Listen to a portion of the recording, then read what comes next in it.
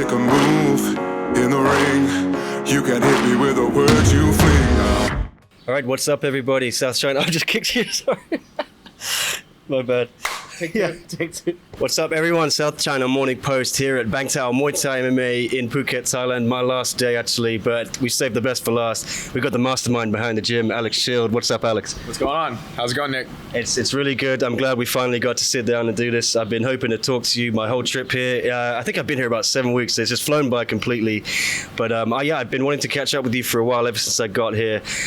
Mainly to talk about how this all came together, but also to catch up with you, talk about your future as well, what you want to do outside of the gym. But why don't we start, with the gym. When did this idea come together? I know it's been in the works for over 2 years, hasn't it? Maybe longer. This is something I like to kind of talk to everyone about, and I always say it's been a dream for years. It's been a dream for a long time, and it's been a plan for about just about 2 years. I think Woody, George, Frank, and myself, we've been coaching together for a long time. We were at Tiger Muay Thai. We've been in Phuket, and we loved it. We had an amazing time. But there was always times, I think every coach dreams of owning their own gym. And for years and years, it was something that we discussed.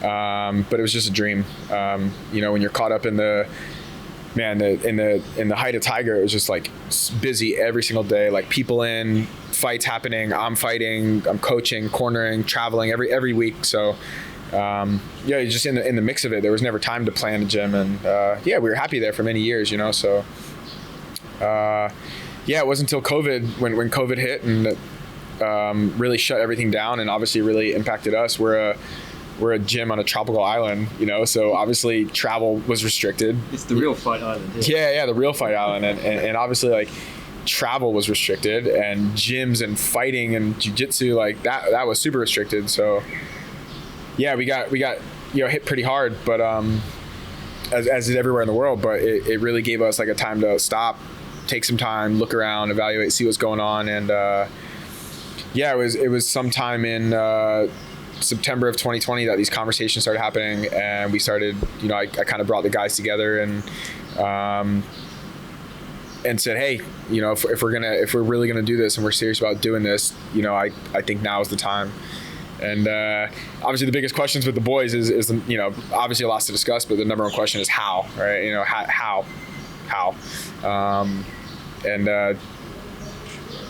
After they said yes, the how, I figured out myself. And just the next day, just driving around the island and speaking with people is just starts from commitment from the friends. And once everyone committed, now we're here. So it's pretty surreal. And I know you may not want to admit it, but everyone I've interviewed, all the other guys who are your co-owners and founders, what have you, George, Frank, Woody, they all say without you it wouldn't have happened.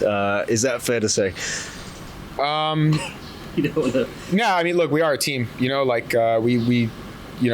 only are we all really good friends, but we all add a lot of value to the team, right? I'm obviously the jiu-jitsu coach. Woody is strength and conditioning. Frank is wrestling, and George is MMA. So we all, really add value. I could not have done it without them. But it was, I guess, kind of my push forward to kind of even have the idea to do it. And, even when things got tough, to just kind of keep going and continue with the business plan. I don't know. This gym isn't for myself. This gym is like really for everybody. I didn't put this together to say like, look at me, look what I built. It's easy to say that, but I really believe it. I think maybe everyone around me could maybe agree with me, but I don't know. We really are a team. So it could have been my idea and my plan, but my plan was to include the friends. So. Did you expect it would already be this successful? I mean, just the last couple of weeks, if you've been here, you look around, you've got Zhang Weili, you've got Yuri Prochazka, Tai Tuivasa, plenty of other fighters who are all in the UFC and other organizations here. It's only been open officially for 2 months, but it's already the cool gym, you know what I mean, the it place. Does it seem like that? It's just crazy from when you opened that it would already be so successful?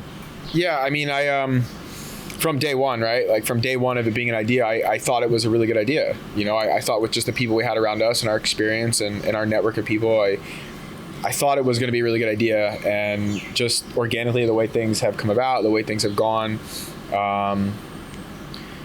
I can honestly say it's better than I expected, and I just think that's a lot to do with just faith and trust in ourselves and positivity. You know, like that sounds super cliche, but being positive was something that really impacted my life like a few years ago. Just really like with every situation, even if it's nothing is really negative, things are just problems, and you have to overcome problems, and to achieve your goals, you just have to remain positive. And so I just, the whole process of when things happen and things didn't go our way, or just remaining positive and looking for the next step, and really believing in the end goal. It was actually, there was this guy, Charlie Rocket, who's actually this quite like famous guy online right now, who's like a big motivational speaker and inspirational guy. Actually, George and Frank know him back from Atlanta. And during the building, when we were doing like the whole business planning, there was one thing that I started watching him, and one thing that really stuck out that he said, it's already happened. Time just hasn't caught up. And that just clicked with me right away. It was that, look, the gym is done. Everything is done. Everything is finished. Time just hasn't caught up. So now it's just do the steps, do the plan. And once time catches up, here we are. So yeah, I don't know. I think it is better than we thought. Obviously Zhang Wei Li coming on board and joining us and really getting along with her was just amazing.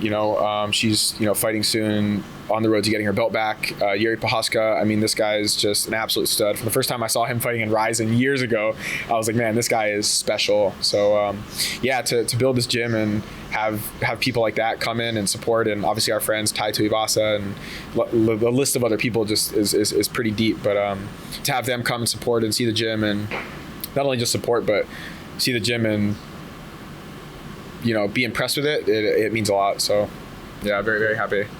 And I was talking to you the other night. We were watching a little bit of the fights from One Championship, and you of course fought in One Championship, I think twice, one on the main roster and one on the road to one. Is that right? It was I think it was One Warrior Series at that time, or it was a fight in Tokyo, and I guess it's by the One organization. Yeah, it's essentially Road to One. Yeah. So the one I saw obviously was against Y2K in Bangkok. You filled in, didn't you? Jumped in. Was it late notice a little bit? I mean, I don't know. It was like right in the middle of COVID. I couldn't really say it was super short notice. I think it was like 3 weeks or something, or something like that. Nothing. Yeah. Yeah, and we were reminiscing a little bit about the fight, and then I was asking you, do you still want to fight? So I'm going to ask you again on camera, do you still have any ambitions to get back in the ring, in the cage, what have you? Yeah, I mean, first of all, it's kind of a shame that the only fights you see me win were kind of my two pretty shitty performances by myself, which I'm not really proud of, and I think we ended up kind of talking a little bit more about behind the scenes. It's one thing to see the fight on TV, but then obviously to go in and talk about it. Of course I want to fight. Those last two fights I was not proud of. I didn't fight very well. I had some injuries leading up to those fights that I never really talked about too much, and I didn't feel like I gave my best performances in those fights, and so it really kills me to have those as my last two fights. Actually, there was a cheeky little Muay Thai fight in between there as well that also came out with some pretty serious injuries that I didn't really tell many people about. But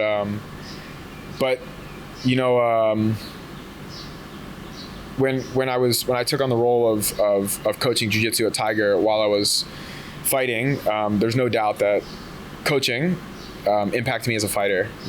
Fighting is a pretty serious sport. It's a pretty selfish sport. You got to train and rest and train and rest, and giving a lot of my time to my students and still working and coaching. It's not impossible. I had some good fights, but it definitely impacted my level of where I was able to get as a fighter. So I knew that, and I was okay with it because I love coaching so much, and it was something I was never willing to give up.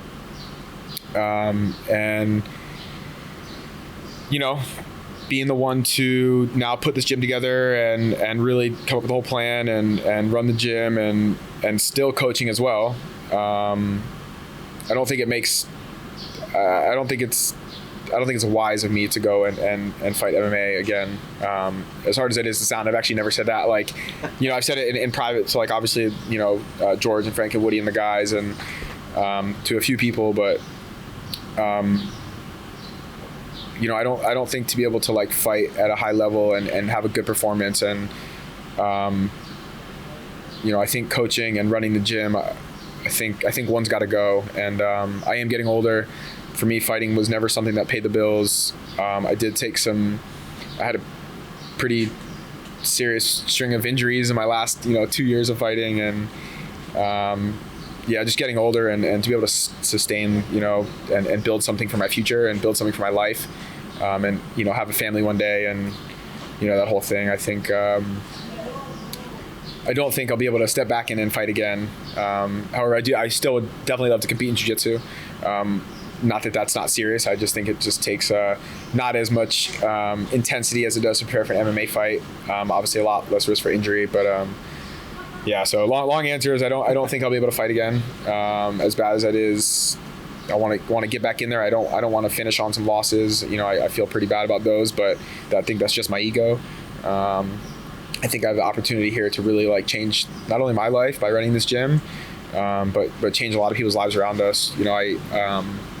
All of our employees, all of my friends, all the investors in the gym. I think I wouldn't really be doing right by them if I, was so selfish to start fighting again.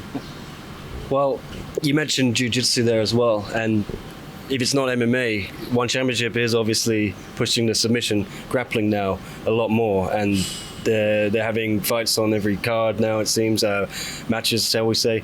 Is that something you'd be interested in? If you're not going to do MMA, that seems like a good option to you. Oh yeah, that'd be awesome. Yeah, I would love to. Obviously, I love fighting MMA. I love fighting Muay Thai. Jiu-jitsu is definitely a passion. It's always going to be in me. Growing up as a wrestler, so if I can compete in at any level in jiu-jitsu, it'd be amazing.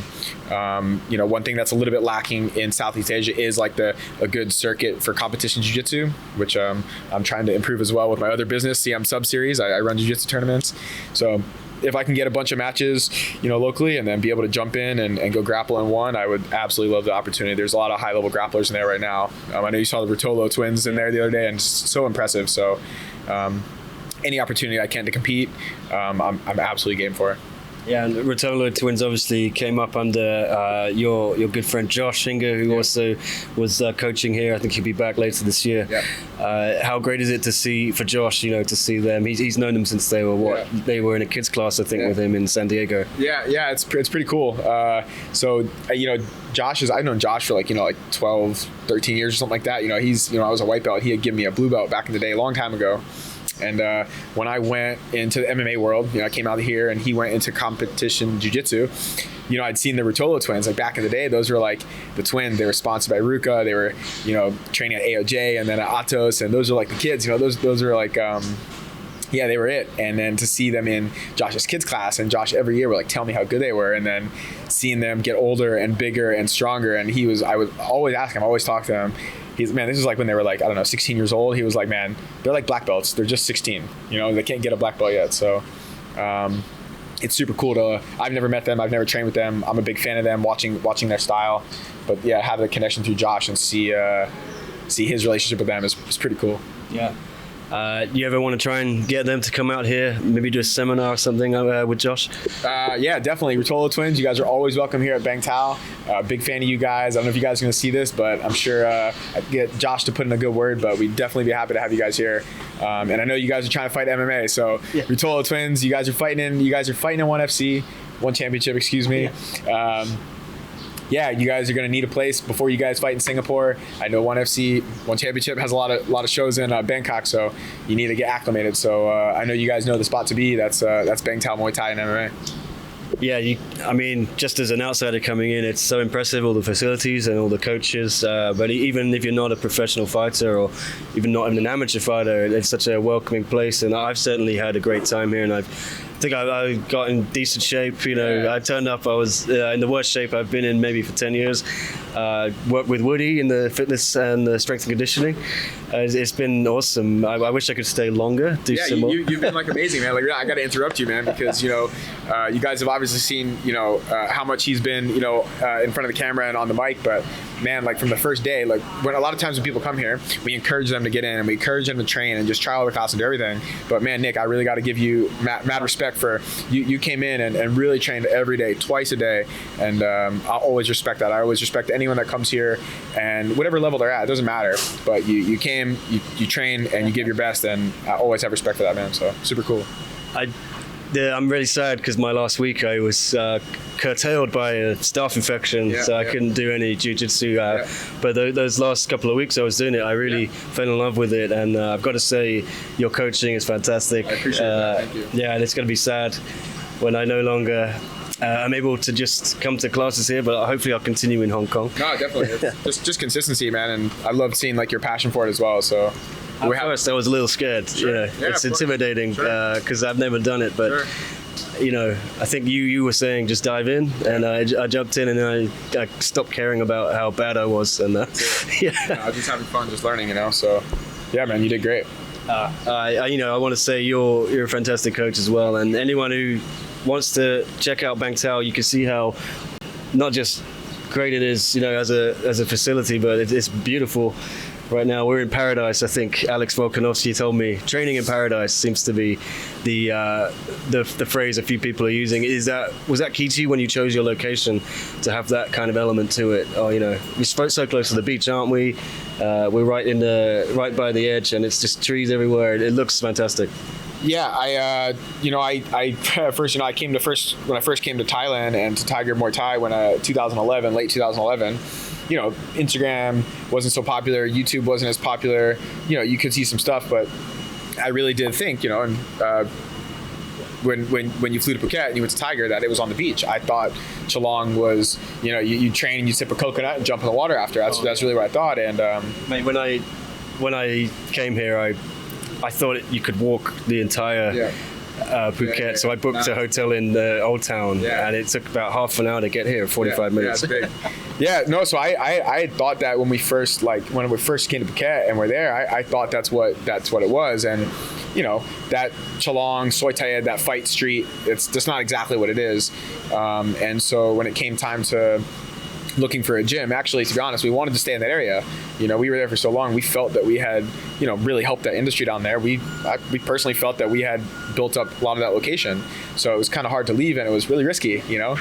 I'll tell you, when I was, you know, the whole process of looking through places and looking through different properties, I had a few mentors that were helping me, and one of them was up in this area. This was the wealthy area. This is the north, you know.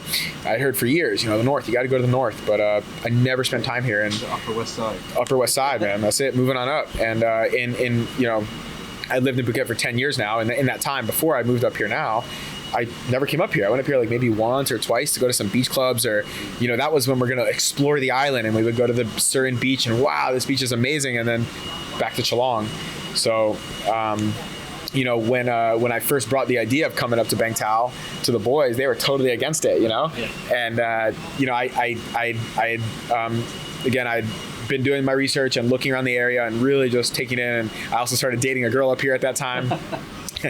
Not anymore, but at that time I was, you know, coming up here a lot to see her, and I was checking out the area, and I was, wow, like there is a lot to this area. And I'll tell you, maybe they told you as well, but from the first time that I sat George and Frank down in my house, they knew that I'd come up to see this area, and I would do these like presentations, you know, I'd give it like a 45-minute little spiel on like what's going on about PowerPoint or Sure, what? yeah, no, I did. I plugged in my computer to the TV, showed videos, pictures. Yeah, I pulled up the map. That's what I did, man. And from the first time he walks in my house, George will tell you, he walks in, he's like, mate, I'm not going. I said, okay, bro, just give me, hold on. And I set him down, gave him the presentation, and by the end of it, he stood up and he said, let's do it. And again, you know, when, you know, we're planning this whole thing, not a lot of people knew what was going on, but you know, it was risky. And at that time, people were like, you guys are crazy, you're going up there. Once we started telling people where it was, you know, we got a lot of resistance. But, you know, I think if you're gonna do anything big and you're gonna change something and be a pioneer in anything, I think it takes a bit of, you know, there's gonna be resistance, and it's just keeping that stuff silent and moving forward. And yeah, now where I feel very grateful. I now live near the beach. My house is just right near the gym, It's 3 minutes to Bangtao Beach, 3 minutes to Stern Beach, 5 minutes to Kamoa Beach. I feel better, and I think it's in my life, if I can give this experience to myself of being able to, after training, just go jump in the beach for 5 minutes, go jump in the water, clean off, get that dirt off you, go back home. I think if it's really like impacted my life like this, I think, man, for our customers and anybody that wants to be a fighter out here, I think this is the ultimate training paradise, honestly. I'm biased, of course, but I don't think there's any place better than Bangtao. I suppose, it was a risk because everyone's based in Chalong, right? Yep. And but there's that double-edged sword that it's risky to leave, but it's also something different. And a lot of the gyms there, maybe you could say they were quite similar, but here you got something totally unique, right? Yeah. Again, I don't knock any of their gyms. I think people should go. I say this very genuinely. People should go and train where they feel that's the best for them. And if some of the other gyms, that's the environment that they like, that's the location that they like. I genuinely believe that. Go where you feel is the best. But if you come to Bangtao and you enjoy this environment, you enjoy our facilities, you enjoy our coaches, you enjoy being next to the beach, you enjoy surfing. We have surfing. George and I, we go now when there's waves. It's surf season just came back. We put the boards in the back of the pickup truck and we go surfing as much as we can. And it's really like impacted my happiness, my attitude, being in the sun, being in the water. And we can train. We can train high-level professionals getting ready for UFC championship-level fights. But go dip out for 30 minutes and go surf. And I think we offer something really special here. Yeah, and Alex Volkanovski was telling me, he can bring his family here on holiday, and while he's training, whereas Geelong, he didn't really want to bring the kids. Yeah, that's something else that appeals to fighters, I guess, if they're coming for a camp. Yeah, there's kind of this group of us, like this Phuket group, this group from the 2013, 14 and on days of obviously all of us and Alex Volkanovski, Brad Riddell, and Peter Yan was there at that time, and all these other people. The list goes on, and we're fighters, right? And at this time, it's 100% focus on the fight, focus on fighting, coming for training camp. But we're also humans, and we're getting older, and all of our friends that are still fighting at this very high level, they have families now, and they have children, they have kids.